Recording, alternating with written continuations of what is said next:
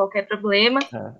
Tá legal. A palavra para a Janaína para iniciarem a palestra. Obrigada.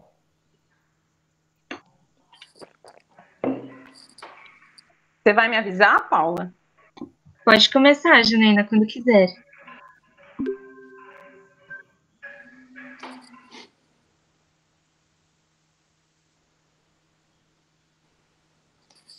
Janaína está sem som. Sem som, Janaína. Me ouvem agora? Sim. Que bom. Boa tarde a todos, né? Sejam muito bem-vindos ao primeiro seminário de Economia Aplicada da Unesp. Eu me chamo Janaína Bataim e vou conduzir aqui como moderadora essa palestra. Dou as boas-vindas ao professor Alexandre Gori, né? Agradeço a presença de todos os ouvintes aí no YouTube, né? Nós estamos ao vivo no YouTube. Agradeço ao grupo de pesquisa em economia aplicada, né? Pela oportunidade de moderar essa palestra. Eu oriento, né, para quem quiser saber mais sobre o nosso evento, para saber as outras atividades que a gente vai ter por aqui essa semana, né, que o evento começa hoje e termina na quinta, que entrem aí nas meios, né, nas nossas páginas. A gente tem um canal no YouTube, o PPGE Unesp, onde a gente vai transmitir ao vivo, né, todas as palestras e minicurso, e as nossas páginas nas redes sociais, né, no Facebook e no Instagram, que é o GPEA Unesp. Eu gostaria, antes de passar a palavra para o professor André, dar algumas instruções e algumas orientações para aqueles que se encontram na sala do Meet, né? Eu peço que vocês desliguem as câmeras, por favor, né, e mutem os microfones, e que utilizem o chat apenas para realização de perguntas, né, porque o chat vai ser aí o nosso meio para colocar as perguntas que vão vir aí dos ouvintes do YouTube. A gente vai liberar um formulário no final dessa palestra, né, para aqueles que desejarem certificação, e eu solicito que vocês preencham com atenção, né, os dados para conseguir receber o certificado direitinho, né? Os certificados eles vão ser enviados daqui uns 30 dias, mais ou menos. E agora eu passo a palavra para o professor André Correia, né, o nosso coordenador do grupo de pesquisa em economia aplicada e também coordenador do programa de pós-graduação em economia da Unesp, né, para ele dar aí as boas-vindas a todo mundo. Professor André. Obrigado, Janaína. Obrigado, Gori. Obrigado para a comissão organizadora. Agradeço aqui mais uma vez o Gori por estar participando do nosso evento. Nós montamos aqui um grupo de... Vocês estão me ouvindo? Sim. Sim. É que o meu congelou aqui. Desculpa, a internet oscila. A gente se aventurou, né, montando um grupo de economia aplicada. Até o Gori usou. Estou usando agora a sua fala de semana passada, da hierarquia, da teoria de economia aplicada. Era uma coisa meio de segunda linha, economia aplicada. Inverteu. Estamos querendo reverter aqui também, né, que sempre foi muito forte a indústria. Então, e essa iniciativa, né, o gás desses meninos aqui, você vê que eles organizam o evento, eles montam, eles fazem os convites. A molecada aqui está animada, assim, tem trabalhado bastante, estão de parabéns. Ficaram nervosos que a internet caiu aqui de manhã, mas isso faz parte do jogo, né? Só se molha quem sai para a chuva. Eu não vou demorar muito mais, agradeço o Gori, agradeço a comissão organizadora. Nesse momento aqui nós montamos esse evento, vamos discutir aplicada, avaliação de política, uso de estatísticas, minicursos sobre PNAD. Nós temos muito aí o que ouvir e aprender. Assim, agradeço ao Gori mais uma vez. Passo a palavra de volta para a Janaína, né, que é a moderadora, e aí a gente pode começar o evento aqui. Muito obrigado a todos, boa palestra agora e obrigado mais uma vez. Obrigado, André. Obrigada, André. Eu vou apresentar, né, brevemente aqui o nosso convidado, o professor Alexandre Gori, especialista em economia aplicada e desenvolvimento econômico, né, é professor associado da Unicamp, onde ele chefia o Departamento de Teoria Econômica. Lá também ele coordenou o Centro de Economia Agrícola e Ambiental e o Programa de Pós-Graduação em Economia Agrícola e Ambiental. Possui doutorado em Economia Aplicada, mestrado em Desenvolvimento Econômico e graduação em Estatística, todos pela Unicamp. A sua pesquisa se concentra na avaliação de estratégias de desenvolvimento econômico que tragam aí simultaneamente sustentabilidade social e ambiental em temas relacionados à economia agrícola e ambiental, demografia econômica, economia social e do trabalho. A sua palestra, né, de hoje será aí o uso de Big Data para avaliação de políticas no combate à pandemia. Esse tema, né, é análogo ao seu projeto de pesquisa para a Covid-19, selecionado pelo CNPq e pelo Ministério da Saúde, o uso de Big Data para avaliação da efetividade de intervenções não farmacológicas no enfrentamento de epidemias e seus impactos econômicos. Esse projeto vai avaliar os impactos das políticas de isolamento social implementadas durante a pandemia de Covid-19 na saúde, emprego e atividade econômica. A pesquisa propõe ainda o uso de Big Data obtido de redes sociais para acompanhamento e avaliação em tempo real de políticas. Seja muito bem-vindo, professor Alexandre Gória, é um prazer ter você aqui conosco. Estamos ansiosos aí para a sua fala, para a sua palestra. Muito obrigado, Janaína, André. Parabenizo primeiro a todos, né, pela iniciativa, a organização desse seminário. É sempre uma grata satisfação, né, estar na Unesp, mesmo que virtualmente, onde eu tenho muitos amigos. Bom, eu vou compartilhar a minha tela. Caso haja algum problema, por favor, me comunique. Bom, espero que todos estejam vendo, né, a tela de apresentação. Em caso negativo, por favor, me avise. O projeto já foi apresentado, né, pela Janaína. Eu tentarei ser breve, né, explicando as ideias desse projeto que está sendo financiado pelo CNPq e o Ministério da Saúde. Eu não sou epidemiologista, né, como foi apresentado, eu trabalho com econometria e vai ser como é o objetivo do seminário, né, de economia aplicada. Eu vou focar muito na metodologia de avaliação, ao invés de políticas que devem ser feitas para reduzir os impactos do coronavírus, que não é minha especialidade. Nós temos pesquisadores, como eu vou apresentar na equipe, que são especialistas nisso, mas eu não vou me atrever, né, a dar palpite sobre a melhor estratégia para combate ao Covid. Primeiro eu apresento a equipe, né. Esse projeto que nós estamos desenvolvendo, ele, de certa forma, dá continuidade a uma pesquisa, né, em que eu colaborava, que é coordenada pela professora Letícia Marteletto, da Universidade do Texas, em Austin. Nesse projeto, né, a ideia do projeto coordenado pela Letícia está sendo desenvolvido, avaliar a epidemia de Zika no Brasil e quais foram os impactos, né, na sociedade. E nós estávamos desenvolvendo um trabalho analisando, né, as relações entre o clima, a epidemia de Zika e os impactos na saúde. E foi dando desdobramentos, né? Começa uma pesquisa, começa a ir por caminhos que muitas vezes você não imagina, e surgiu a pandemia, né, do Covid, e nós já estávamos imersos nessa pesquisa e submetemos a proposta para o CNPq, que felizmente foi aceita. A equipe conta também, né, com a Cristina Guimarães, que é especialista em saúde pública, o Luiz Gustavo Sereno, que é doutorando do Instituto de Economia. Ele é o especialista em Big Data, em econometria também, e a Chloe Brown, que é uma graduanda do MIT. O MIT fez uma parceria, né, conosco, em que a Chloe vai ficar nos acompanhando até o final do ano, e ela está fazendo análise dos dados de redes sociais, como eu vou apresentar em seguida. Bom, queria agradecer novamente, né, o financiamento do CNPq para esse projeto. Alguns resultados, nós já temos resultados preliminares, né? Um primeiro resultado já foi encaminhado à revista PLOS ONE.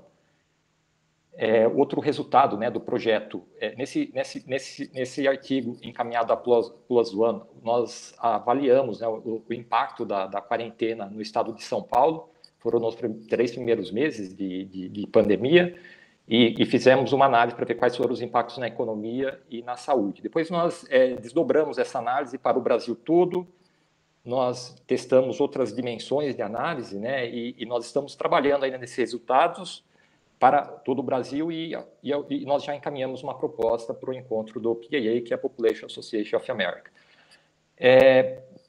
Bom, a apresentação de hoje vai se basear muito num conjunto de resultados apresentados nesses 2 artigos que estão em fase de avaliação. O objetivo, eu não quero ser repetitivo, né, mas a ideia são 2 propostas, 2 objetivos principais, né? Como o André falou, né, a economia aplicada sempre ficou, né, numa posição meio ficou atrás, né, da teoria econômica. Atualmente há muitos trabalhos de economia aplicada que estão ganhando, né, corpo na literatura econômica, e um bom estudo econômico, né, hoje em dia, todos falam que começa por uma boa base de dados, né? Sem uma boa base de dados, você não consegue provar uma teoria, uma hipótese que você tenha. Hoje em dia, está cada vez mais difícil você provar uma hipótese sem evidências empíricas, né? Então, é sempre aconselhável, né, você tentar provar as suas hipóteses, e para isso você precisa ter bons dados. Então, o primeiro objetivo dessa pesquisa é conseguir bons dados para avaliar os impactos das intervenções não farmacológicas no combate à pandemia no Brasil. Hoje em dia, nós temos uma rica disponibilidade de dados, né? Nós temos até que tomar cuidado com quais são os dados corretos que nós devemos utilizar, né? Caso você escolha os dados errados, você pode chegar a conclusões totalmente equivocadas. Então, esse é o primeiro desafio: onde nós vamos obter dados e como nós vamos organizá-los. Nós tentamos, à medida do possível, nos aproximarmos, né, de dados que tenham uma disponibilidade quase em tempo real. Dados, por exemplo, dados de isolamento social, nós temos dados diários, né? Dados da epidemia também, dados acompanhamento diário da evolução da epidemia. Mas dados econômicos são mais difíceis, né? Então, a grande limitação da nossa série temporal aqui, como eu vou apresentar, vai se dar em função dos dados econômicos, que têm uma disponibilidade mais limitada em termos de frequência com que os dados estão disponíveis. Bom, o primeiro objetivo, então, é pegar todo esse conjunto de dados, todos esses dados que estão disponíveis, né, nós procuramos em plataformas online para permitir que essa metodologia possa ser utilizada em outras situações, né, de maneira imediata. Então, com dados públicos, né? O primeiro objetivo, então, é construir esses dados, tratar esses dados de maneira adequada, né, para que eles provem as hipóteses que nós tenhamos, que no caso as políticas de combate reduzem os casos e causam ou não impactos econômicos.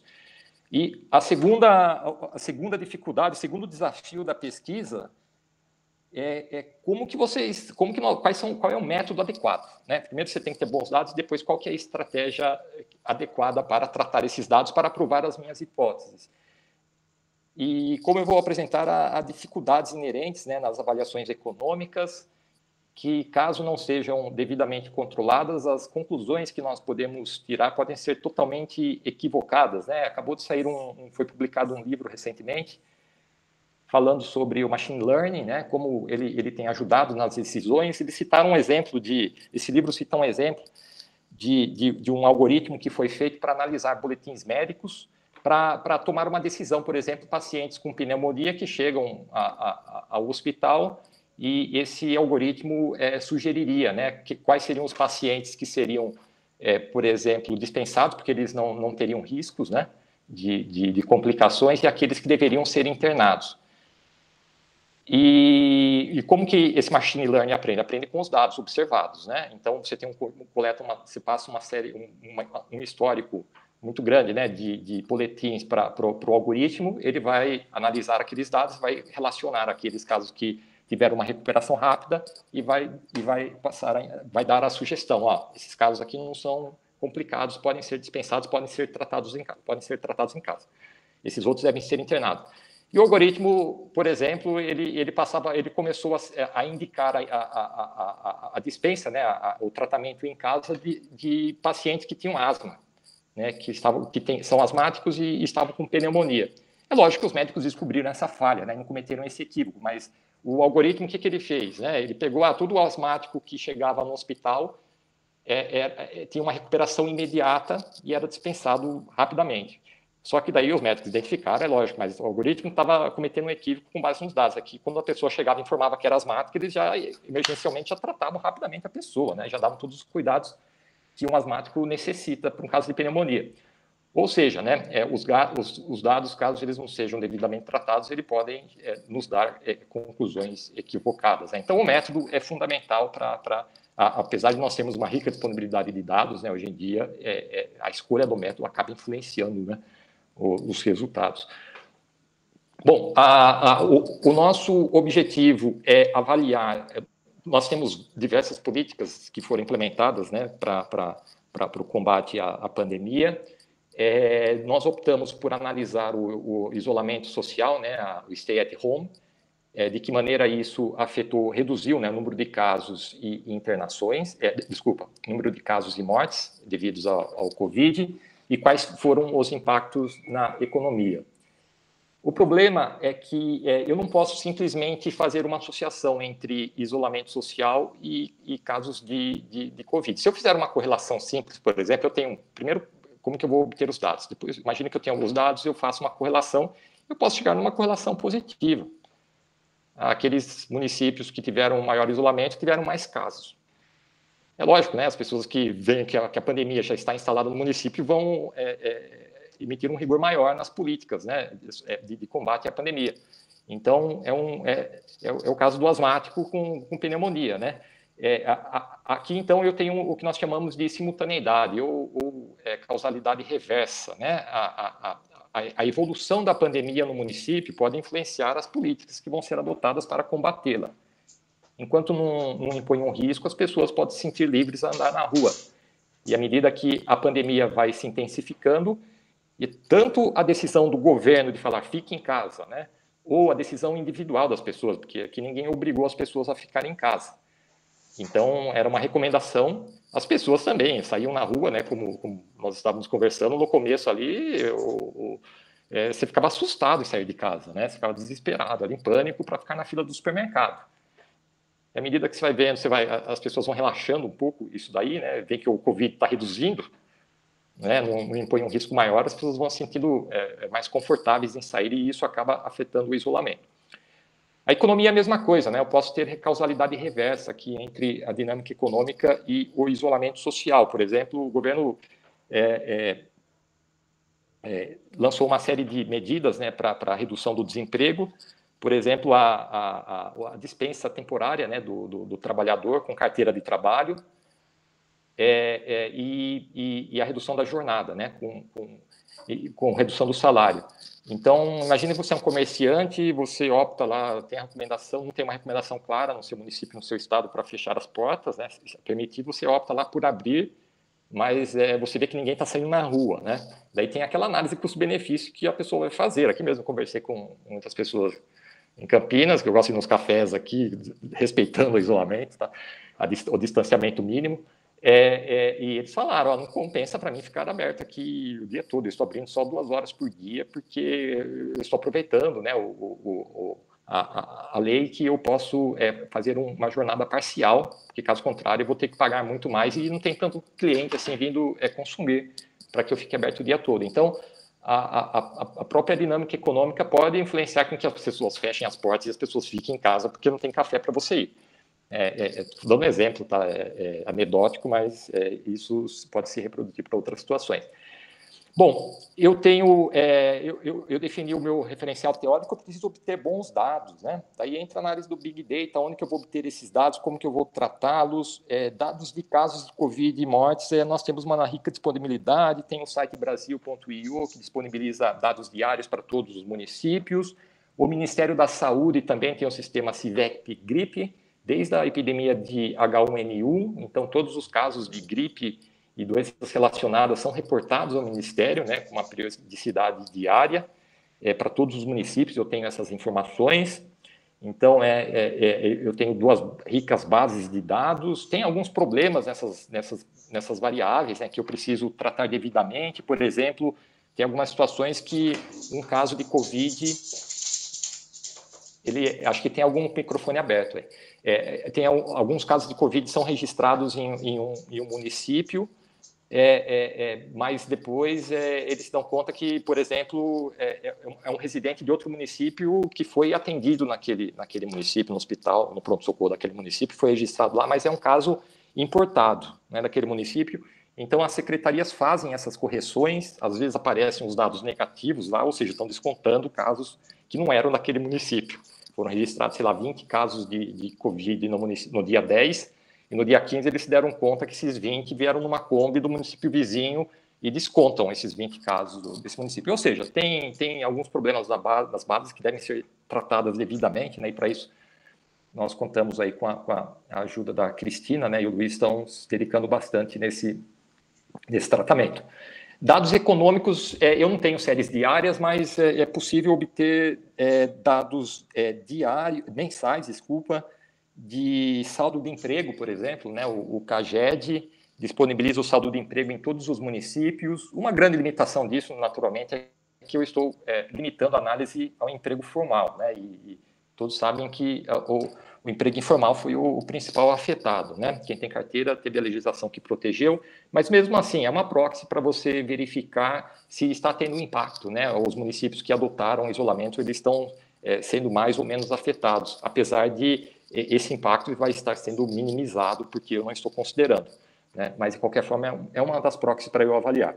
Talvez a melhor proxy para eu avaliar o impacto econômico, né, seja a coleta de impostos. O problema é que o Brasil tem uma legislação tributária bem complexa, né? Alguns impostos são de responsabilidade do Estado, outro do governo federal, outro dos municípios. O Estado de São Paulo ele tem uma rica base de dados de ICMS, são dados disponibilizados mensalmente para todos os municípios, só que nem todos os estados. Como é responsabilidade dos estados coletar, muitos não disponibilizam essas informações. Nós fizemos o paper que foi para a Plus One, ele trabalha com os dados do ICMS no estado de São Paulo. Nesse paper, para o Brasil, nós não tínhamos dados do ICMS para todo o Brasil, nós trabalhamos com o ISS. O ICMS seria, por exemplo, se você vai na padaria, a padaria paga ICMS, se você compra alguma coisa que vem por transportador, uma geladeira, isso é ICMS, né, mercadoria e serviço. Serviços são coletados pelo município e entram na base de cálculo do ISS. Então, o que seria serviço? Seria o café, por exemplo, é um serviço, o cabeleireiro, né, é um serviço, o iFood, nós estamos em dúvida, ainda o iFood parece que é um serviço prestado também, né, não é um produto que é uma mercadoria vendida. Então, eu tenho que identificar quais são os setores, né, que estão incluídos nessa categoria desse ISS para eu poder analisar adequadamente os meus resultados. Bom, estou explicando as dificuldades. Isolamento social, como que eu vou medir isso daí? No começo da pandemia, né, a empresa Inloco, né, ela ganhou notoriedade por ela já ter um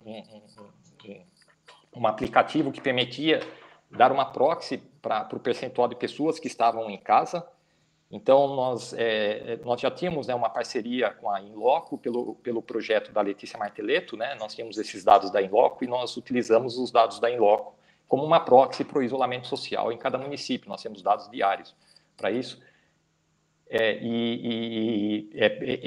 Esse dado do Inloco é um índice de isolamento, por exemplo, 30%, eles medem o número de celulares que ficaram em casa. Como que funciona? A ideia é mais ou menos a seguinte, você define o ponto de referência para cada celular, por exemplo, onde que esse celular dormiu durante um dia. Então, você define esse ponto de referência, tem um algoritmo para isso, né? E no outro dia você verifica se houve um deslocamento desse celular aí por mais de, sei lá, 50 metros. Se passou de 50 metros, então a pessoa não ficou em casa. Essa distância muda de cidade para cidade, então tem um critério para definir isso daí. Pode ter erros e medidas aqui, eu vou entrar em detalhes depois, como que nós controlamos os eventuais erros que podem ter nessas variáveis.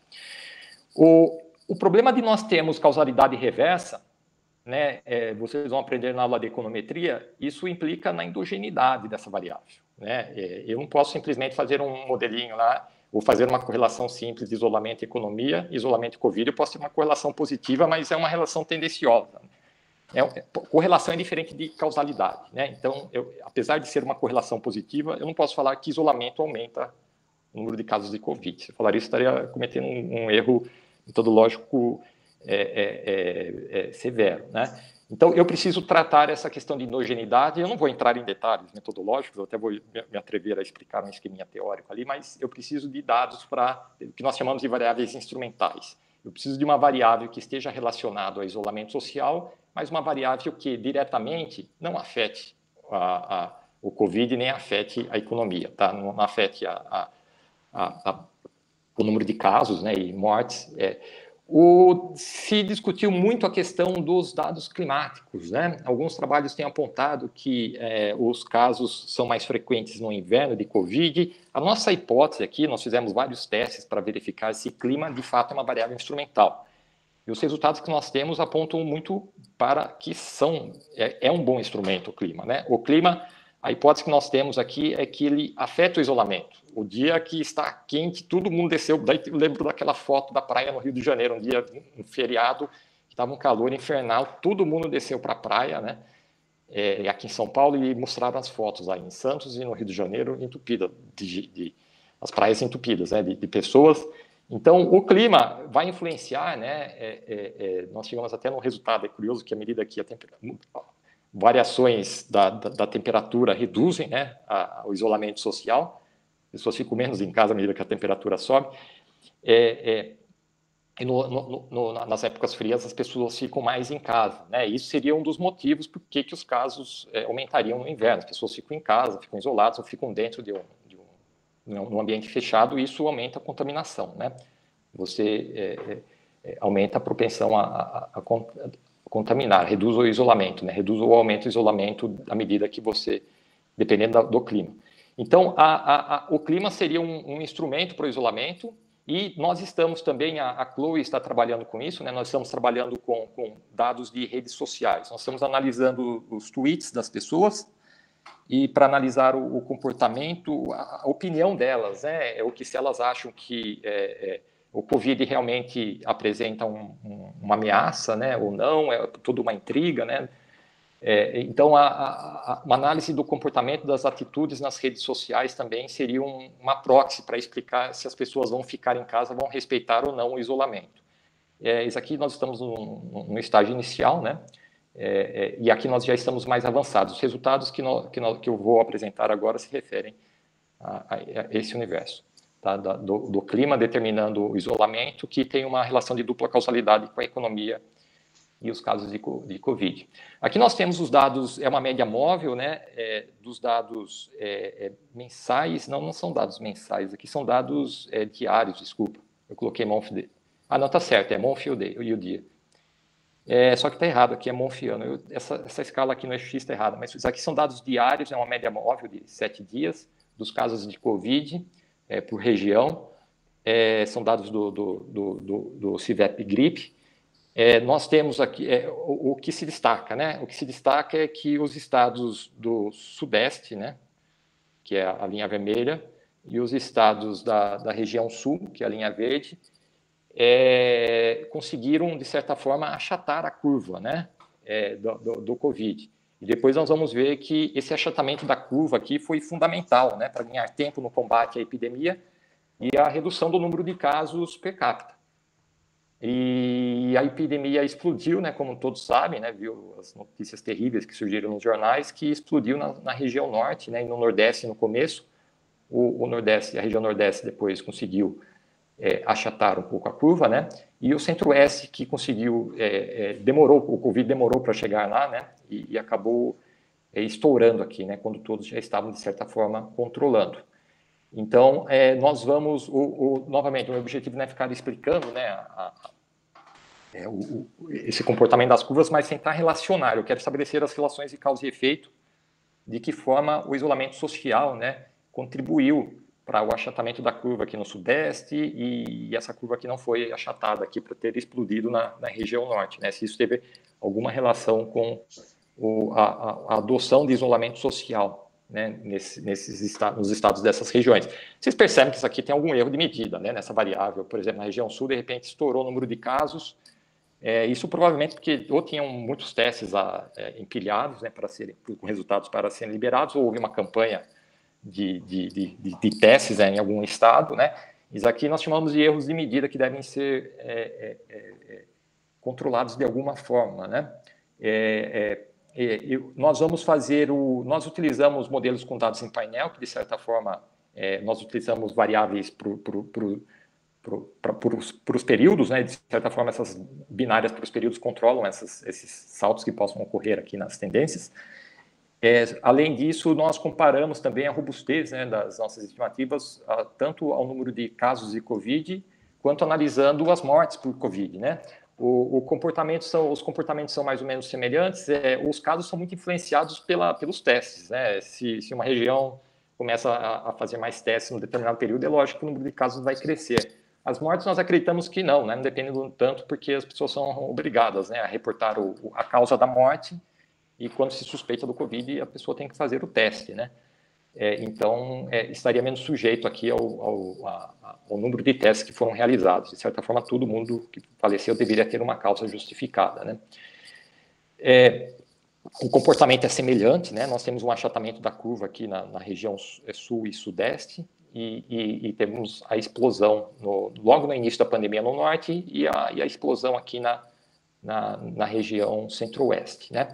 Aqui nós temos a distribuição, nós trabalhamos com dados municipais, então nós temos 5.500 municípios mais ou menos no Brasil. Alguns municípios não têm informação para isolamento ou para casos, então nós perdemos algumas observações. As nossas análises vão se basear em mais ou menos 80% dos municípios brasileiros. Então, nesse mapa aqui nós temos os ciclos são proporcionais ao número de casos. Então, nós temos aqui São Paulo, até final de agosto, esses dados se referem até o final de agosto. São Paulo teve 250 mil casos, né? E as cores representam a proporção, a taxa, né? Quanto que esses casos representam da população de um conjunto de 100 mil pessoas.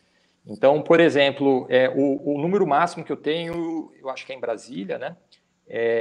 De 16 mil casos para cada 100 mil habitantes, ou seja, 16% da população já foi contaminada pelo Covid, né?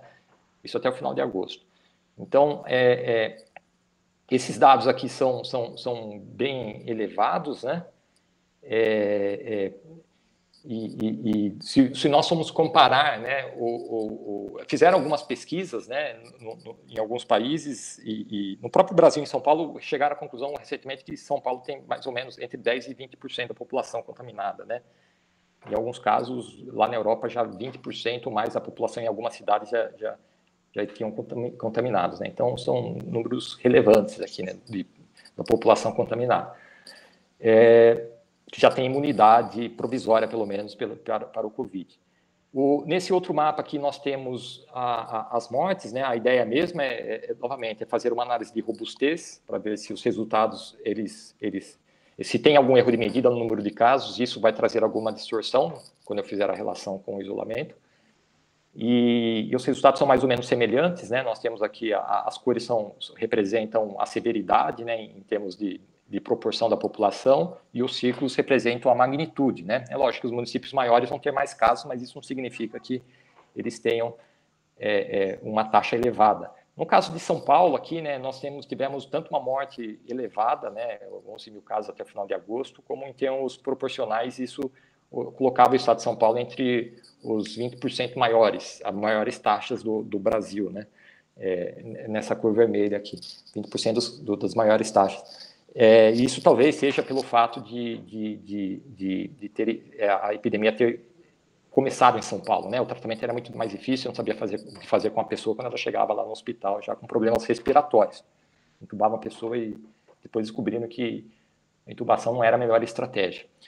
Bom, esse mapa aqui acho que esclarece muito do resultado geral. Esse mapa ele foi feito com o Local Indicator of Spatial Autocorrelation, né, o indicador LISA. O que é esse indicador LISA? Indicador LISA, ele identifica clusters, né, hotspots de taxas. Aqui nesse mapa eu peguei a taxa de casos por 100 mil pessoas e verifico, por exemplo, quando está com a cor vermelha, significa que é um município que tem uma taxa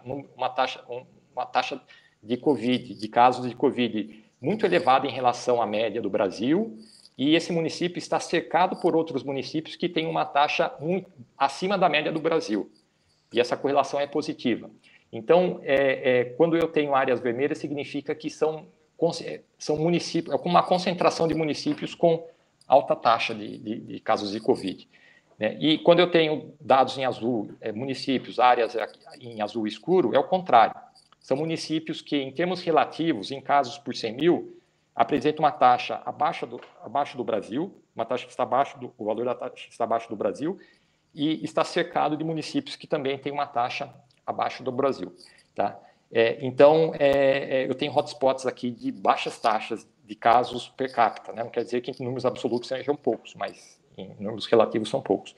Então, está claro, né, que a região sul e sudeste, avançando aqui para o estado da Bahia e alguns estados aqui do centro-oeste, em termos relativos, eles ficaram melhor, o desempenho foi melhor, né, no controle, não foi tão drástico quanto foi aqui na região norte nos estados, né, e na maioria dos estados da região nordeste, né, que foram logo no início, né, que foram afetados. Isso se repete tanto no número de casos quanto no número de mortes. Tá? Então, nós temos municípios em vermelho aqui, que concentração de municípios com elevadas taxas de mortalidade e concentração de municípios com baixas taxas. A exceção, no caso da mortalidade aqui, é a região metropolitana de São Paulo, né, onde teve uma concentração de altas taxas. Né? Então, apesar de o número de casos estar abaixo, a mortalidade esteve acima. Eu não sei explicar esse motivo, talvez seja o primeiro, que a concentração dos casos, né, novamente, foi no início da pandemia, talvez isso tenha influenciado bastante, né, o tratamento era muito mais difícil, a taxa de mortalidade era muito mais elevada do que você ser afetado posteriormente, né, aqui no oeste de São Paulo, cadê Araraquara, está mais ou menos por aqui, né, então era muito mais difícil você salvar uma pessoa, né, no início da pandemia do que posteriormente. Então, isso talvez seja um fator. Né? Outro fator pode ser a população idosa, foi mais afetada, ou a população mais pobre. Né? Então, há uma série de determinantes que podem ajudar a explicar essa mortalidade. Eu esqueci de falar, né, quando aparece um vermelho claro, mais claro, né, e um azul mais claro, o vermelho mais claro significa que é o high-low, é o município, é o contrário, né? É o município que tem uma taxa acima da média, ele está fora do padrão regional. Ele tem uma taxa acima da média, só que na vizinhança todo mundo está abaixo da média. É um caso à parte, né? É o patinho feio. E o outro caso aqui é o cisne, né? É o cisne que está no meio dos patinhos. É o município que tem uma taxa abaixo da média, está cercado de municípios com taxas elevadas. Então, são exceções aqui que talvez ajudem a explicar, quem quer fazer uma análise particular desses municípios, porque ele se destacou nesse aspecto. Né? Então, esse mapa identifica tanto os padrões, os hotspots, os casos mais graves e os casos mais bem-sucedidos, quanto aqueles casos extremos, outliers. Né? Então, é uma análise muito rica. Bom, e esse mapa aqui também sugere que eu preciso controlar por correlação espacial. Quem trabalha com econometria sabe que controle é muito importante para não ter estimativas tendenciosas, né? Porque, por exemplo, eu estou lá, o meu município em Itatiba fez uma campanha rigorosa, né? Eles até dificultaram a entrada das pessoas à cidade, tinha a guarda municipal que fazia a averiguação, né, da temperatura das pessoas. Fez um isolamento mais rigoroso no começo, mas isso não quer dizer que vai ser bem sucedido, vai depender muito do comportamento da vizinhança. Se todos os municípios da vizinhança ali, a pandemia avançar, uma hora vai ser inevitável, né? Eu vou visitar a minha mãe, eu tenho amigos que viajam, então isso acaba há uma difusão, né, desse processo de contaminação. Eu vou falar um pouquinho mais sobre isso quando eu for analisar os resultados do projeto. Aqui nós temos o índice in loco de isolamento social. Como eu disse, né, São Paulo, a região sudeste, né, e a região sul, elas foram mais bem-sucedidas no achatamento da curva. Talvez isso seja devido à intensificação do isolamento. Tá? Então, nós temos aqui o isolamento, estavam todos mais ou menos iguais. Quando estourou a pandemia aqui, que foi no final de março, 24 de março, todo mundo ficou desesperado, né? Foi para casa, era para ficar mesmo, né? Com a severidade do caso, e o isolamento foi maior aqui na região sul e na região sudeste, né? Então, talvez esse pico aqui tenha ajudado, né, a estancar ali a difusão, né, da pandemia, tenha controlado um pouco e achatado a curva, né? É isso que nós vamos tentar a hora que nós identificar na hora de fazer uma relação de causa e efeito entre o isolamento, que são esses dados. Esses aqui são as médias das regiões, mas nós temos dados diários para esse isolamento. A região norte e a região centro-oeste, o isolamento ficou abaixo aqui da média dessas outras regiões. Então, esse daqui é a nossa variável de interesse, né? A variável é o determinante principal, seja da dinâmica econômica quanto do número de casos e mortes devido ao Covid. Nós temos do outro lado os dados de impostos. Agora nós entramos nas séries econômicas. Esses dados aqui se referem à coleta de ISS, né? Novamente, ISS é imposto municipal, serviço, né? Imposto de serviço, que é coletado pelo município, eles são obrigados a reportar para o governo federal. Tem o site da Secretaria da Fazenda, que disponibiliza essas informações com um gap lá de uns 2 meses. Esses dados são disponibilizados por bimestre, então eu não tenho séries diárias para ISS, então a análise do impacto econômico fica limitada aos dados bimestrais, né? Pelo menos para quando eu for analisar o impacto no imposto, né, na coleta de impostos. O que eu posso destacar aqui? Bom, eu não quero analisar as diferenças regionais, né, que são gritantes aqui entre os estados. Aqui são as médias municipais, é o log da taxa de coleta de impostos, né? Então, o log, ele me diz a variação relativa. Por exemplo, vamos pegar aqui no primeiro bimestre de 2020 e aqui no terceiro bimestre de 2020, né? De 4,33 para 4,11, houve uma queda aí de 0,22. Isso significa que é mais ou menos, né? Fazendo uma correção, mais ou menos 22% de redução da coleta de impostos e ISS. Aqui na região sul foi mais ou menos a mesma coisa, né? 22% também, na verdade, exatamente a mesma coisa, entre o primeiro e o terceiro bimestre, né? E na região nordeste, de 3,54, aqui houve uma queda de mais ou menos 20%. Então, essas 3 regiões parece que foram mais severamente afetadas. Isso pode depender tanto do isolamento social, quanto pode depender também da composição setorial, né? São, por exemplo, regiões que dependem mais dos serviços. Pode ser isso, né? Por isso que eu preciso controlar da melhor maneira possível todos os efeitos que podem influenciar essa dinâmica. Essa relação, né, entre isolamento e dinâmica econômica. Aqui a região sudeste foi menos afetada e a região norte também foi menos afetada do que essas 3 regiões. Talvez seja o fato do isolamento não ter sido tão severo, talvez seja o fato de serem regiões que não dependam tanto do serviço, né? Então, nós precisamos controlar isso daí. Nós analisamos também o impacto no emprego formal, são dados do CAGED. Então, nós temos aqui o saldo líquido, né, as entradas e saídas, né, de empregos com carteira assinada. Então, se estiver acima do 0, houve uma variação positiva no número de trabalhadores com carteira assinada. Abaixo de 0, houve uma variação negativa. É uma razão, né, uma taxa sobre 1.000 empregados formais. Então, aqui, por exemplo, houve uma perda de 10 empregados para cada 1.000 trabalhadores. Né? Para cada 1.000 trabalhadores com carteira, 10 perderam emprego. Né? Aqui em dezembro. Aqui na pandemia, no auge da pandemia, em abril, foi 25. Para cada 1.000 trabalhadores com carteira na região sul, 25 perderam emprego. Novamente, né, essa série de emprego formal tem as virtudes, né, são dados ricos, né, com disponibilidade para todos os municípios. A principal limitação é o fato de eu estar limitando a minha análise ao emprego formal. Estou analisando o emprego formal, isso tem que deixar claro, né, de certa forma, é uma proxy para saber, houve perdas, né, relevantes aqui, e para analisar emprego informal, o mais adequado seria, por exemplo, trabalhar com dados da PNAD, né, PNAD contínua Covid, que tem informações ricas sobre isso. A vantagem do CAGED é que permite um acompanhamento mensal, né? Você tem dados quase, vamos supor assim, em termos econômico, em tempo real econômico, né? Porque uma série que tem disponibilidade mensal para todos os municípios é uma série muito rica, né? Permite uma riqueza de análise para você ter um farol, né, do que está acontecendo na economia. Quer dizer que você vai ver toda a economia, mas você enxerga um ponto ali que isso pode te dar um bom retrato, né? Novamente, a queda foi maior aqui nos estados que adotaram um maior isolamento, né, que conseguiram achatar a curva. A região sul e o sudeste foram mais afetadas, né, e a recuperação está sendo mais lenta aqui na região sul e sudeste.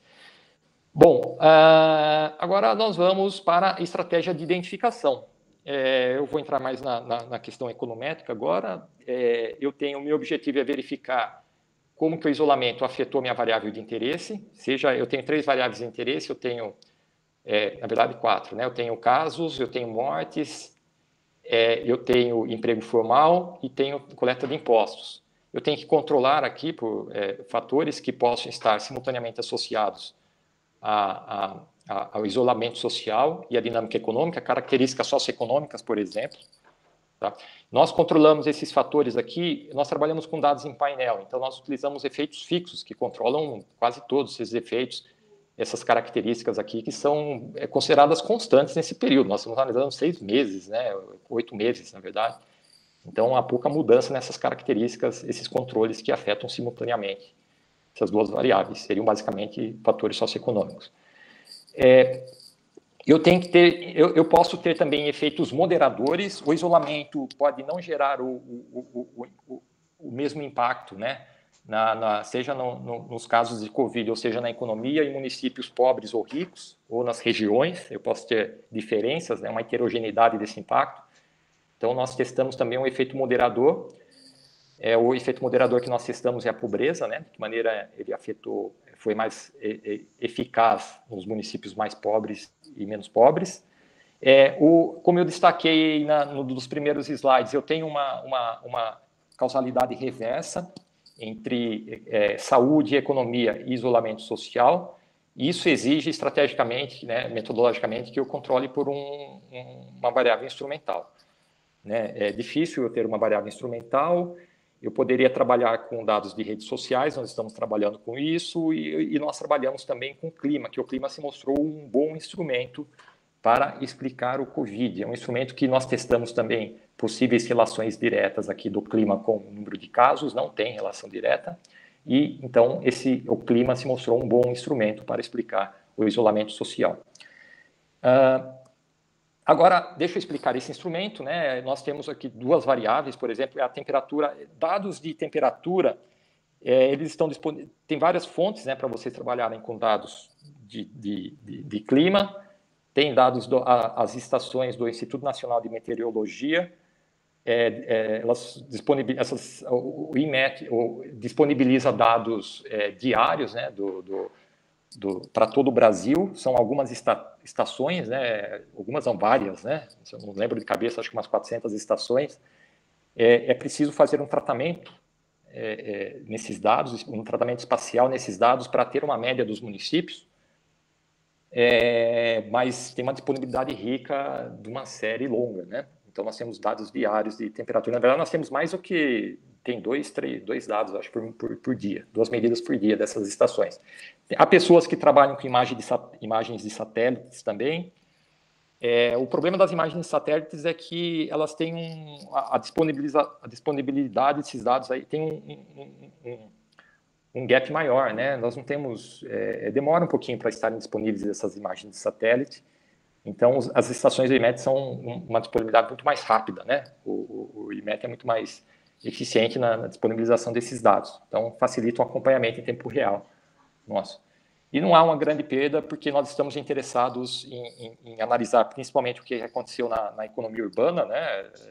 Onde o foco estaria concentrado, e essas estações são boas proxies para as temperaturas. Pode não ser uma boa proxy para uma área inóspita, né? Onde não tem ninguém vai medir a temperatura ali, mas para as áreas urbanas são boas proxies.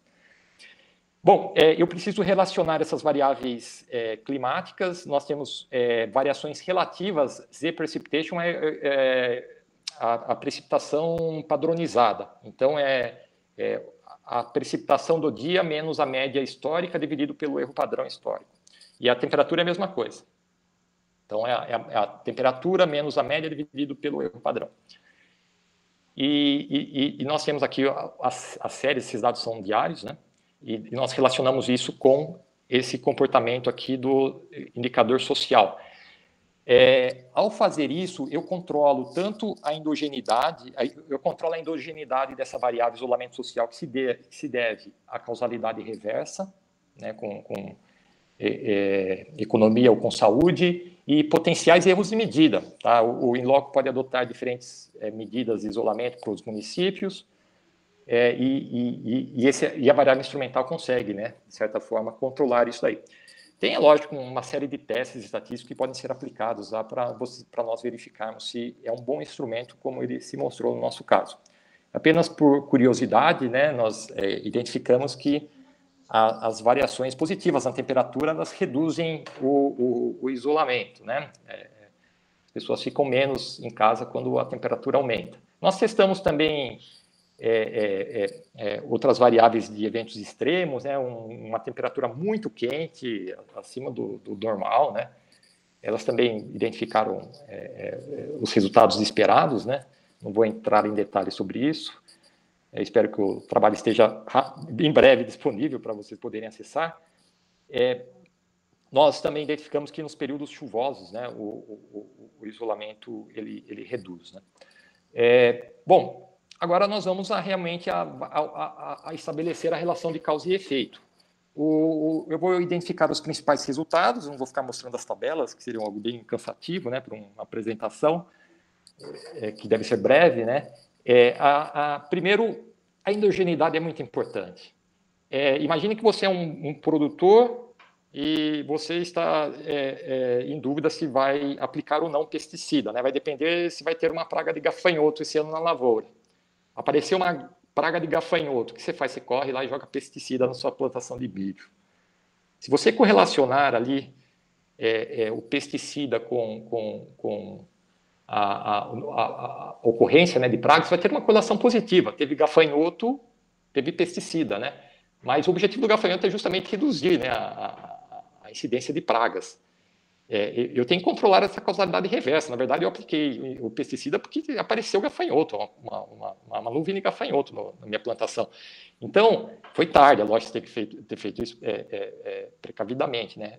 Mas isso acontece, as decisões são influenciadas pelo resultado, na verdade. Então, a sua variável explicativa é influenciada, o isolamento pode ser influenciado pela dinâmica da epidemia. Então, a endogeneidade é importante. Se você não controlar a endogeneidade, você vai falar que o pesticida, na verdade, está aumentando o número de gafanhotos, né? Se eu não controlar, eu vou falar que o isolamento está aumentando o número de casos. Outra coisa que é importante é que, além da endogeneidade, você precisa controlar a tendência espacial. Então, os modelos de econometria espacial são fundamentais nessa avaliação. Além de você ter que controlar, não adianta nada você entupir de pesticida a sua plantação de milho e o seu vizinho não fazer a mesma coisa. Tá? Ele deixou lá, ele não está nem aí, deixa os gafanhotos comerem. Produção orgânica. O que vai acontecer? Os gafanhotos vão atacar a sua plantação. Então, se você, isoladamente, ali, adotar medidas de isolamento, você não vai reduzir os casos de Covid. Tá? A epidemia vai chegar ali através da vizinhança, né? E principalmente no Brasil, onde as pessoas têm liberdade, né, de movimento. Você não consegue lá botar o exército, nem deve, né? Colocar o exército barrando a entrada das pessoas, o deslocamento das pessoas. Então, uma das conclusões aqui vou destacar posteriormente é a necessidade de coordenação das ações. Não adianta nada estratégias isoladas. Eu simplesmente adotar o isolamento e os municípios da vizinhança não adotaram.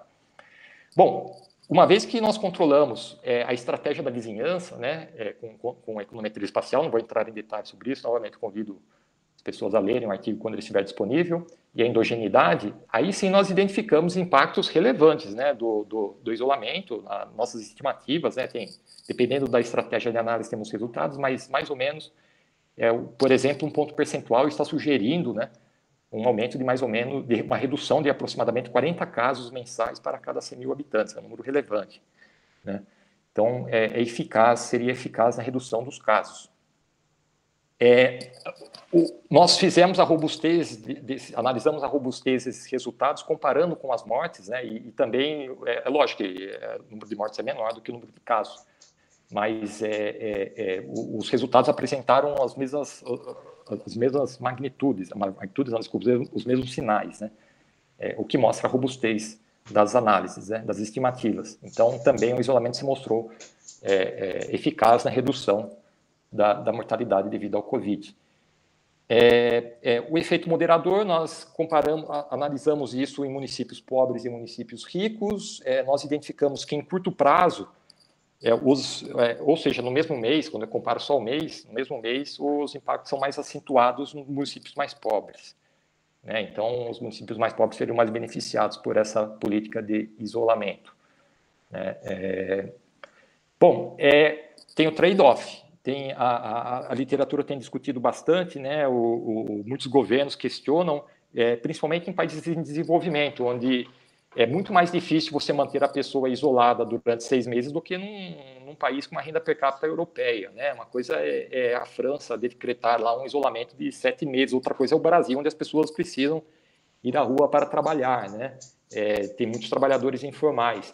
Então, o custo acaba sendo muito maior em países em desenvolvimento, né? O trade-off, aqui, a avaliação é diferente para um país em desenvolvimento e para um país desenvolvido, isso é claro, né? Não dá para nós simplesmente seguirmos o que os europeus estão fazendo.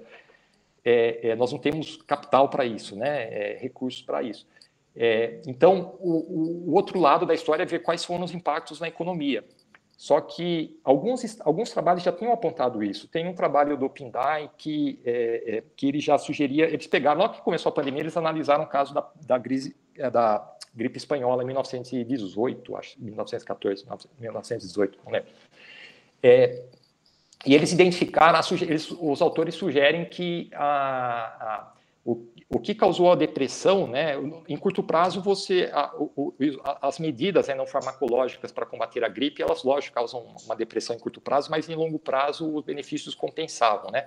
A epidemia era muito mais grave para explicar a dinâmica econômica, se você não fizesse nada e a epidemia tomasse conta da economia, a epidemia tomasse conta da sociedade, isso traria impactos econômicos muito maiores em termos de vidas perdidas, tempo perdido, e que isso afetaria a atividade econômica de maneira mais severa que o isolamento.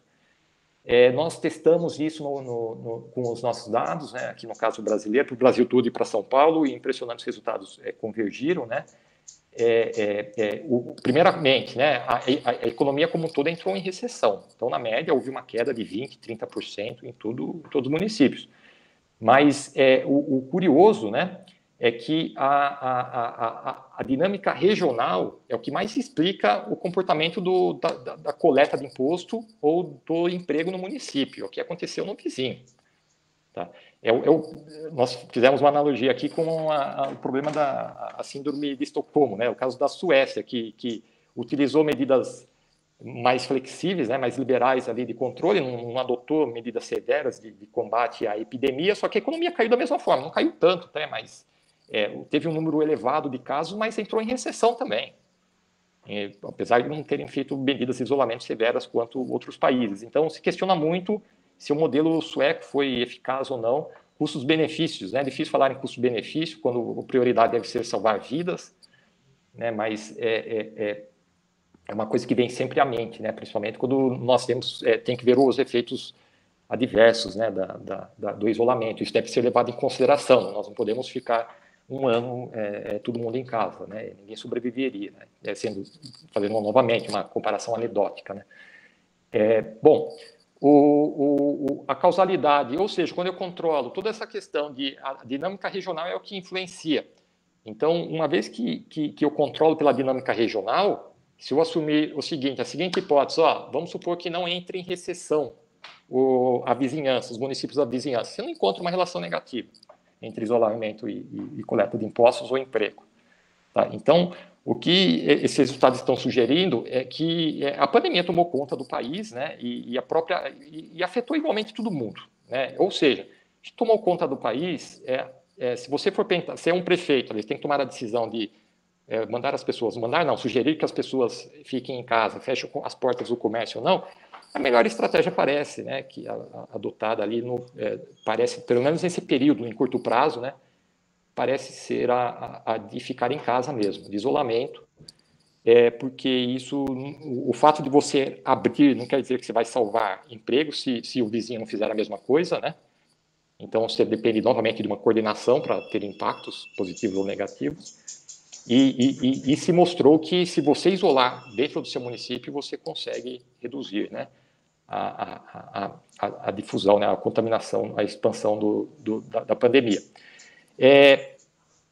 Obviamente, tá? São fatores aqui que nós devemos considerar. Houve provavelmente mudança na composição setorial, alguns negócios vão desaparecer, outros vão surgir, né? Talvez as pessoas hoje em dia estejam muito mais propensas a pedirem hambúrguer, né? Falaram como venderam 7 milhões de hambúrguer na pandemia, são mais propensas a mudarem seus hábitos de consumo. Isso vai trazer implicações tanto para a coleta de impostos quanto para os empregos.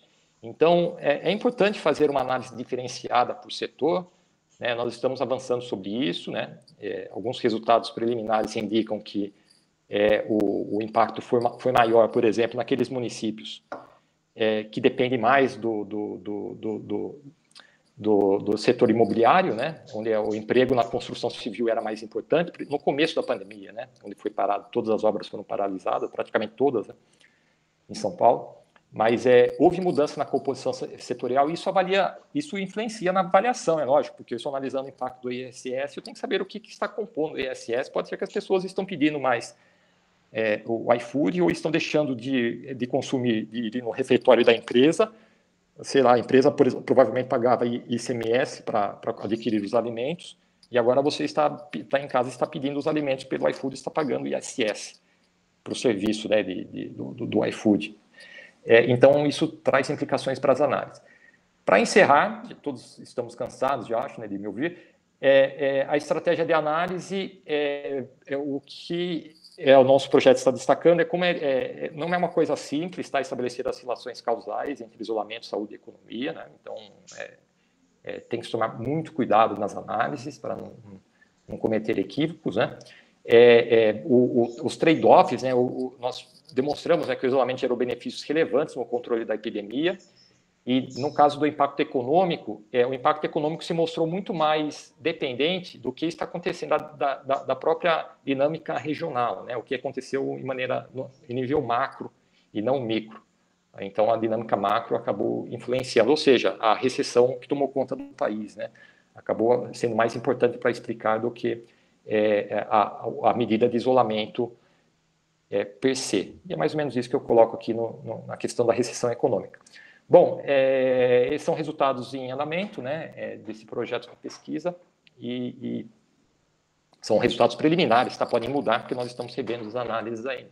Mas eu agradeço mais uma vez o convite, foi uma grata satisfação estar de volta aqui com os colegas da Unesp. Muito obrigado. Nós que agradecemos, professor. Muito legal esse estudo, muito interessante. Agradecemos mais uma vez, né, sua disponibilidade de falar de um estudo que vocês ainda estão realizando, né? Então, agora, a gente pode abrir para questões, né? Aqueles que tiverem questões, fiquem à vontade, né? Vocês têm previsão, vocês têm previsão do artigo, professor? Olha, a PLOS ONE prometeu uma avaliação rápida, já passou por primeiro processo de avaliação, né, do editor, mas eles já nos mandaram vários pedidos de desculpa pela demora, mas ainda a gente espera que... Era supostamente um fast track, né, que acabou virando um long track, já são 2, 3 meses já de espera, mas eu acho que 1, 2 meses. Isso, vocês chegam a discutir a questão do... porque tem algumas pessoas, né, na leiguice, né, nessa palavra nem existe, falam que a melhor opção para o Brasil seria o isolamento vertical, né? Você até citou a síndrome lá de Estocolmo. Vocês chegam a falar sobre isso? Porque eu não vejo como fazer isso em países que não são desenvolvidos, né? Não, é difícil, né? Nós propositadamente nós fugimos até dessa discussão, né? Que não é a nossa especialidade. A gente se preocupou muito mais com a avaliação, né? Mas tem um trabalho do Acemoglu recente que ele analisou o caso dos Estados Unidos e ele mostra que o isolamento de grupos específicos seria muito mais eficaz e traria muito menos impacto econômico do que o que foi feito, né? Um isolamento generalizado. Então, há trabalhos que sugerem que grupos específicos, isolados, podem trazer, os benefícios podem ser os mesmos, né? E os custos econômicos seriam muito menores. Sim. A gente tem uma pergunta aqui do Gustavo Moreira, eu estou olhando para cá porque eu deixei o chat aqui. Ele pede, né, para você explicar, por gentileza, explicar melhor como funciona a motivação para investigar o efeito moderador na análise de regressão. Isso foi até um questionamento que surgiu no Ministério, né? Nós discutimos isso daí. O efeito moderador na verdade, você está pressupondo que os impactos são heterogêneos, né, nos grupos, né? Como nós falamos agora, o isolamento pode não ser tão eficaz quanto aos jovens, às vezes, não sei, tá? Nós não testamos isso, mas, por exemplo, talvez se eu manter os jovens isolados, isso não vai trazer um benefício na redução da contaminação tão grande quanto se eu manter simplesmente os idosos. Essa é a ideia, eu verificar como que o isolamento traz impactos diferenciados dependendo da composição socioeconômica. No caso, como nós estamos analisando municípios e não pessoas, nós teríamos que verificar como que o isolamento pode ter impactos diferenciados nos municípios. E nós testamos várias variáveis, né, várias características municipais, e aquela que se mostrou os resultados mais consistentes foi a pobreza, né? Em curto prazo, né? Os resultados diferem quando nós analisamos em curto e médio prazo, tá? Eu vou destacar só que os resultados em curto prazo, no primeiro mês, num mês de isolamento, eles são mais eficazes nos municípios mais pobres, apesar que em longo prazo parece que esses dados não se confirmam, mas efeitos imediatos, por exemplo, se você fizer isolamento no município pobre, você pode ter, você vai ser muito mais eficaz. Por quê? Motivos, por exemplo, pode ser que eles não tenham condições de fazer as estratégias de isolamento.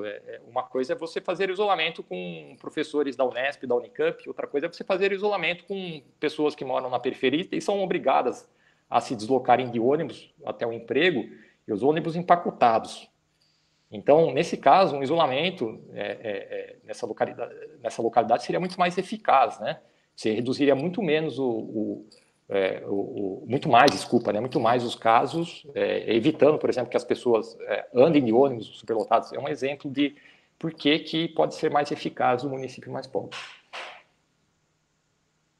Obrigada, professor. Tem uma pergunta aqui do Davidson. Ele fala, boa tarde, este modelo leva em conta alguma estimativa de subnotificações ou não acha uma variável válida? Não, isso foi um problema nosso, são erros de medida, né, da variável dependente. Eu não vou entrar em detalhes metodológicos, né, o erro de medida, quando ela é variável dependente, que tipo de viés isso pode causar nas análises. O que nós fizemos para contornar isso daí foi comparar as estimativas com casos que estão muito mais sujeitas a subestimação do que as mortes, né? Nós acreditamos que os dados, a mortalidade, tanto é que as tendências são mais ou menos diferentes.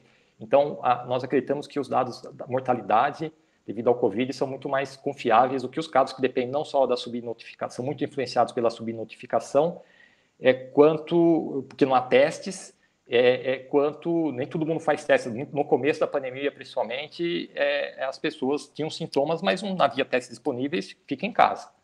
Né? E não confirmava, não ia para o sistema se tiver gripe.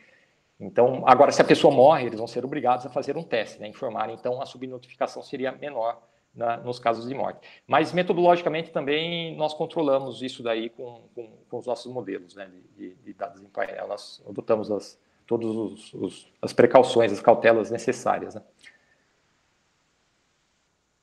Certo, professor, obrigada. Julierme pergunta, muito se falou no repressamento na divulgação dos casos. Houve algum controle desse aspecto? A maneira mais simples de fazer isso é calcular uma média móvel, né? Nós calculamos média móvel, de certa forma isso atenua, né, esse acúmulo de casos, e isso cai no mesmo problema, né, da pergunta anterior, que é a questão dos erros de medida, né? Isso, de certa forma, foi controlado, seja pela média móvel, seja por efeitos fixos para os dias que, de certa forma, captam essa tendência no tempo. Obrigada. O Fernando. Professor, já existe algumas convergências notáveis nos trabalhos elaborados sobre a pandemia? A pandemia trouxe alguma inovação metodológica ou teórica para a área? Esses instrumentos, essas estratégias metodológicas são bem conhecidas já na economia, né? Então, em termos metodológicos, eu estou pensando na avaliação, né? Não sei se foi exatamente essa a pergunta, mas em termos de avaliação, eu acho que, na verdade, nós estamos... Big Data é um conjunto de dados, é mais a maneira de como utilizar isso daí, né? Acho que a principal inovação é a maneira como que você vai utilizar os dados disponíveis utilizando as ferramentas adequadas, né, para avaliação. Então, essa seria a grande inovação, né? É lógico que em outros ramos há várias inovações surgindo, né? Novos serviços que vão surgir, outros que vão desaparecer, mas isso não vou, prefiro não entrar no mérito, né? Não foi o objetivo da nossa pesquisa. Sim. O Bruno, ele fala o seguinte, foi feito algum tipo de avaliação no impacto de alguma variável que mensurasse o transporte intermunicipal, especialmente capitais? Isso seria uma boa medida para ver como que o transporte, né, influencia a difusão, né, dos casos. Nós não temos informações para isso, principalmente com a frequência que seria necessária, mas uma maneira de considerar isso na análise é com a econometria espacial, né? Você vai analisar de que maneira os casos de um município é afetado, né, pelo número de casos da vizinhança. Então, nós calculamos uma taxa de difusão dos casos, né, e dá mais ou menos a taxa que se tem, uma pessoa contamina 3 outras, né. Então, nós conseguimos estimar isso aí utilizando modelos de econometria espacial. Certo, obrigada, professor.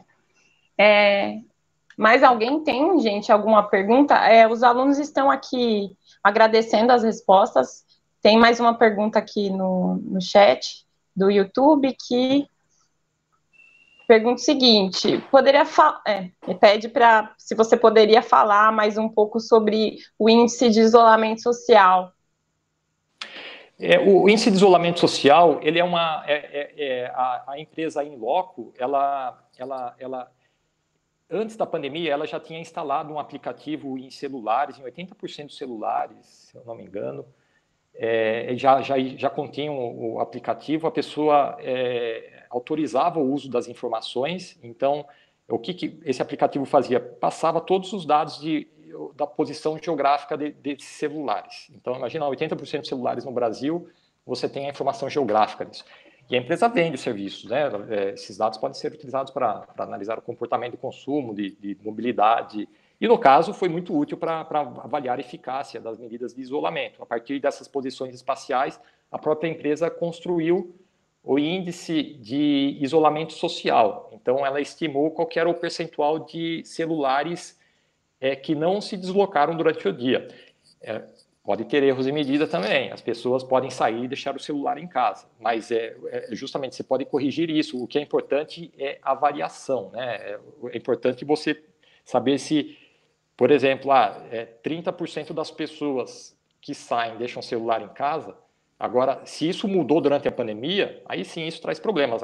Agora, se é a mesma coisa, isso não tem problema. O que importa para nós é a variação. Quantos celulares estavam em casa antes da pandemia e quantos celulares estavam em casa depois, né? Então, eventuais erros que possam existir aí, isso na estratégia de análise acabam sendo minimizados, né? Mas isso foi disponibilizado tanto pela empresa em loco quanto no site do CIAD tem também esses dados a Secretaria da Fazenda, não sei qual Secretaria do Estado de São Paulo, que disponibilizou, fez um acordo com as empresas de celulares do Estado de São Paulo e construiu um índice semelhante que foi disponibilizado para o caso específico do Estado de São Paulo. Certo, professor. Acho que é difícil, né, quem sai de casa sem o celular atualmente, mas pode acontecer. Eu saio sem o celular, eu não saio com ele, não. Sério? Acho que é um pouco difícil, né? Não sei. Eu não sei, gente. Chegou uma pergunta aqui, professor. Vamos lá. A Paula, ela fala que tem uma dúvida. O senhor mencionou que os efeitos isolados muitas vezes não possuem efeitos para combater a pandemia. Muitos criticam que, por essa razão, as universidades e escolas já poderiam ter voltado à normalidade. Gostaria que comentasse mais um pouco sobre esse assunto, se possível. O que nós identificamos é que exatamente, né, se você controlar, depende muito do comportamento do vizinho, né? No caso, seriam as localidades, a dinâmica regional. Se você adotar as suas medidas, você não vai ser tão eficaz caso você não mantenha constante a pandemia nos municípios vizinhos. Se a pandemia estourar no município da vizinhança, provavelmente, mesmo com as medidas de isolamento, você vai, uma hora ou outra, você vai acabar sendo afetado, né? Por isso que isso exige a coordenação de atividades, né? Seja em nível estadual ou federal, né? Em nível municipal fica mais difícil você ter uma eficácia, né? Se bem que há exemplos, né? Pelo mapa, né, que eu apresentei do indicador LISA, há casos em que você tem uma incidência muito baixa, os low high, né? Onde municípios em que você tem uma incidência muito baixa, que estão cercados de municípios com uma incidência muito alta de casos. Então, sinal que funcionou ali, mas são casos extremos, né? Na maioria dos casos, nós vemos que é o azul escuro, é o baixo-baixo, onde todo mundo adotou estratégia semelhante pelo jeito, ou alto-alto, onde foi o caos, né? Então, isso prevaleceu. Agora, nessa questão de crianças e liberar, eu acho que entraria muito mais a discussão do trabalho que eu mencionei anteriormente, né, do ACEMGLU, em que ele comparou, eu estou analisando no nível municipal, né, não cheguei ao nível individual de análise, mas seria necessário uma análise individual para saber realmente quais grupos, qual seria a eficácia se eu fizesse um isolamento para específicos grupos, né? Infelizmente, nós não temos dados para isso, eu não sei a idade das pessoas que ficaram em casa, só sei que ficaram tantos celulares, né? Não sei se foi o celular de um jovem, ou de um idoso, ou de uma criança,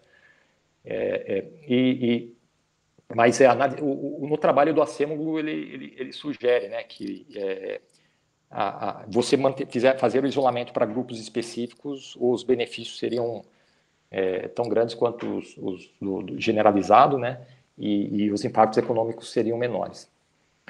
Mas é realmente a discussão do momento, né. E tem a discussão do Brasil, né, como é que a gente isola, por exemplo, os idosos, as pessoas que vivem, por exemplo, em comunidades, né? Como é que eu isolo pessoas que moram, sei lá, 12 pessoas num cômodo? Exato, fica muito mais difícil, né? Nós já sofremos, né? Você pega a classe média que já começam a aparecer os problemas de saúde mental já agora, começam a ficar mais evidentes, né? Imagine uma pessoa que vive em situação vulnerável, né? É muito mais grave, né? Ela, além da questão mental, tem a questão de necessidades básicas ali que muitas vezes não são atendidas, né?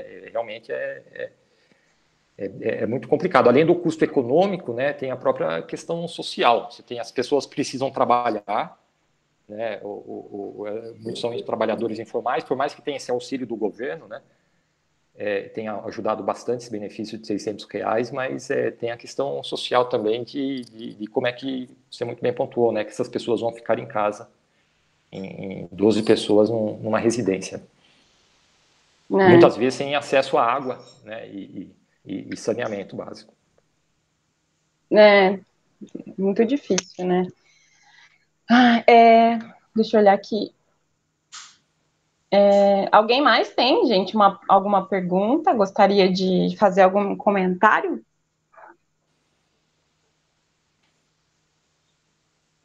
Estão falando aqui, professor, que você deve ser um dos poucos que não usa o WhatsApp.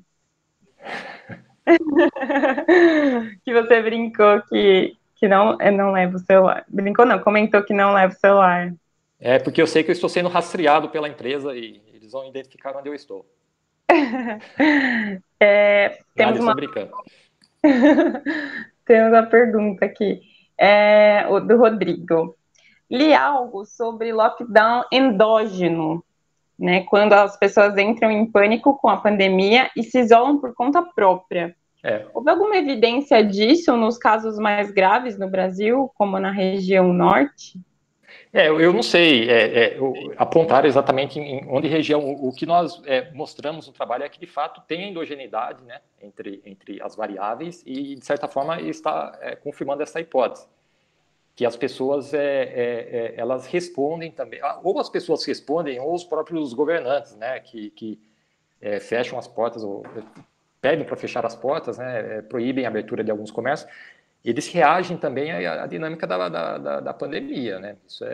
Isso ficou evidente nas análises e, de fato, essa hipótese parece que é válida, né? Com certeza. Estão elogiando aqui sua disciplina de dados em painel. Bom, gente, eu não sei se ninguém tiver mais nenhuma pergunta, nenhum comentário. Mais alguém? Eu já pedi desculpa aqui, porque eu estou olhando, eu prefiro olhar o chat mais claro aqui no computador. Bom, acho que não, professor, acho que não temos mais nenhuma questão. Muito legal, muito legal. Foi uma discussão muito boa. Não, muito interessante, né? É novo para a gente, né? Até para você, como você disse, você não é um... epidemiologista, né? E aí é complicado responder algumas perguntas que a gente ainda não tem propriedade para falar. Exato. Nessas horas, o silêncio é a melhor resposta. Só o tempo vai responder algumas perguntas, né? Exato. Muito obrigada, professor. A gente vai abrir, vai colocar o link dos formulários para o pessoal que deseja aí certificação, né? Agradecer, né, pela sua disponibilidade, pela sua gentileza, né, sempre muito disponível para responder, para participar. É um prazer ter você aqui conosco, né, na Unesp. Espero que a gente consiga chamá-lo aí ano que vem para algum evento presencial, para você passar um pouquinho de calor em Araraquara, né? Campinas é quente. Quente também. Não fica muito longe, mas eu posso afirmar que Araraquara consegue ser mais quente. Mas é uma cidade agradável. Eu sou... Esqueci a palavra. Eu sou suspeita para falar, porque eu gosto muito de Araraquara. Sou araraquarense, então, enfim. Eu vou passar agora a palavra para o professor André, né, para ele fazer alguns comentários, e depois eu volto aí falando sobre as nossas próximas palestras, né, nossas próximas mesas aí. Obrigado. Professor André. Um abraço, Janaína. Oi, bom, parabéns, Alexandre, obrigado mais uma vez aí. É estranho chamar de Alexandre, todo mundo chama de Alexandre, né? Todo mundo pode chamar de Gori, né? Assim, que nem aqui, os alunos chegam para mim e falam ao contrário, que é o professor Sartori, o Alexandre, né? No caso, o seu xará aqui. A gente acostuma ouvir todo mundo, Alexandre, né? Não, mas uma coisa que eu estava pensando aqui, agora, antes de fazer o encerramento, é a questão da testagem, que se falou muito no começo, assim, que o Brasil demorou para fazer testagem, né? O Brasil. Como é que vocês chegaram a pensar na questão da testagem? A testagem, ela, como nós trabalhamos com dados em painel, de certa forma, a testagem ela é controlada É controlada por aí, binárias, né? dos termos. Sim.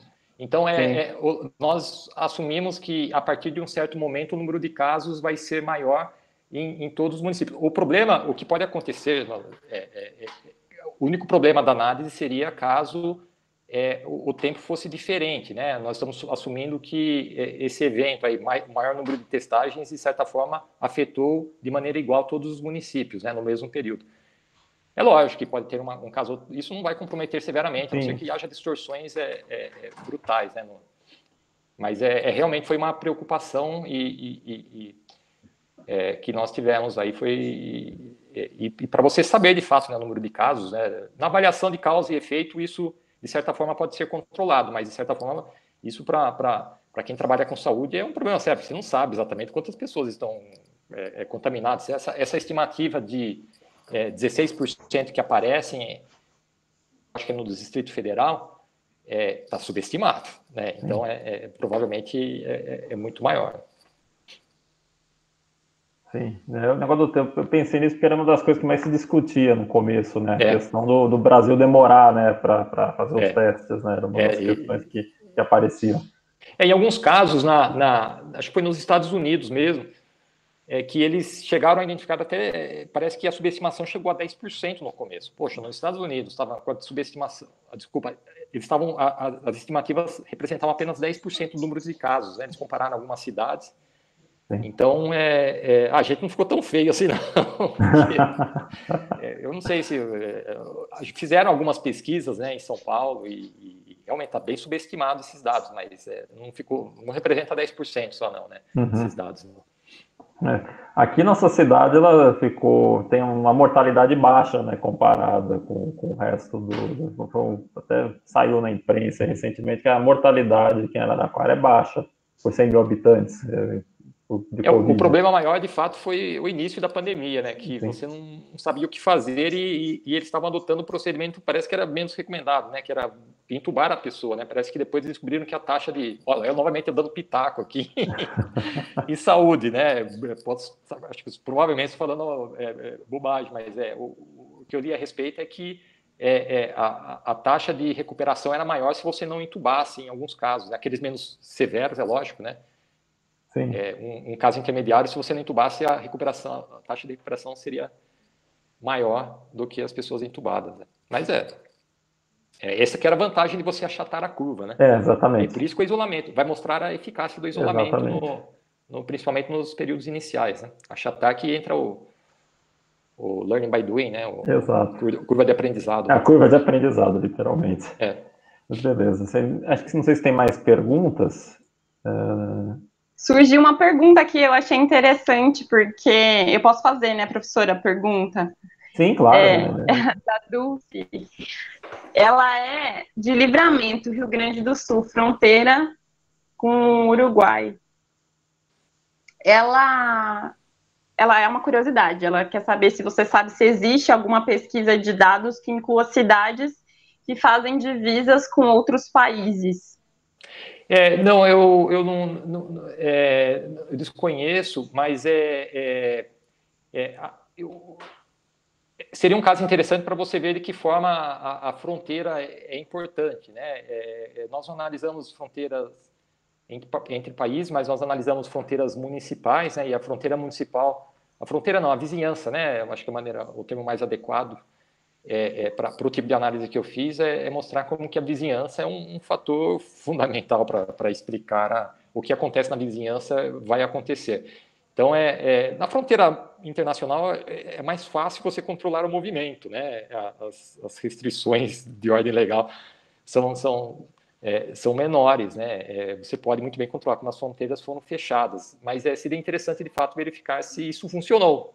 É uma boa pergunta que eu fico devendo a resposta. É né? um bom estudo. E parece que não, né? Porque no Uruguai funcionou, mas na Argentina eles estão com uma taxa de casos lá que é uma das maiores atualmente do mundo. Está próxima de 30 casos por dia para cada 100 mil habitantes, que está comparável à Europa, né?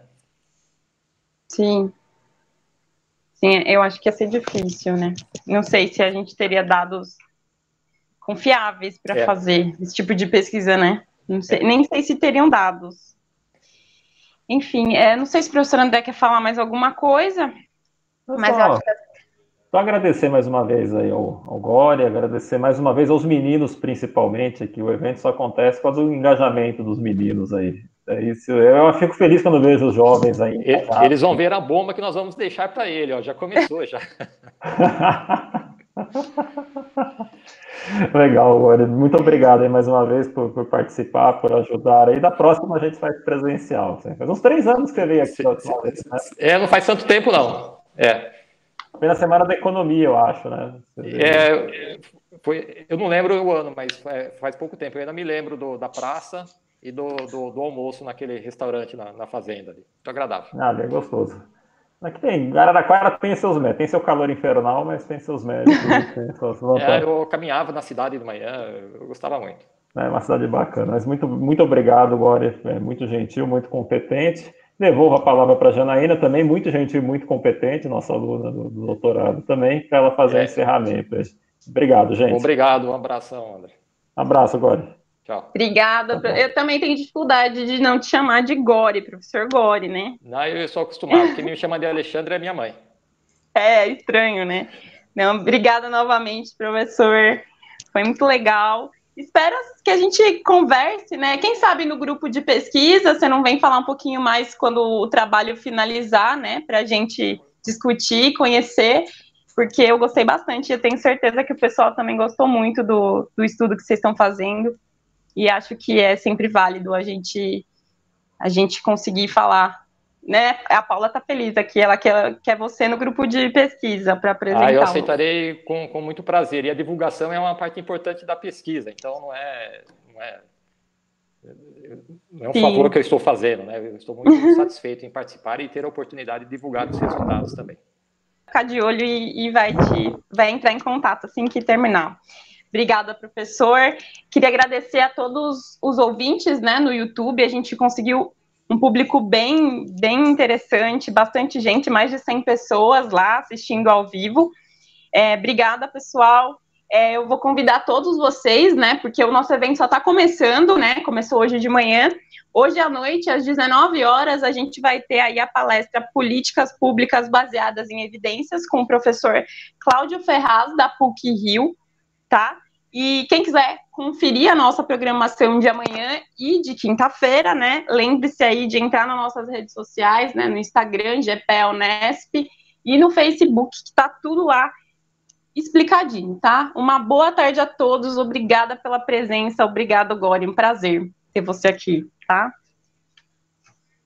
Um abraço, obrigado. Até mais, gente. Tchau, gente.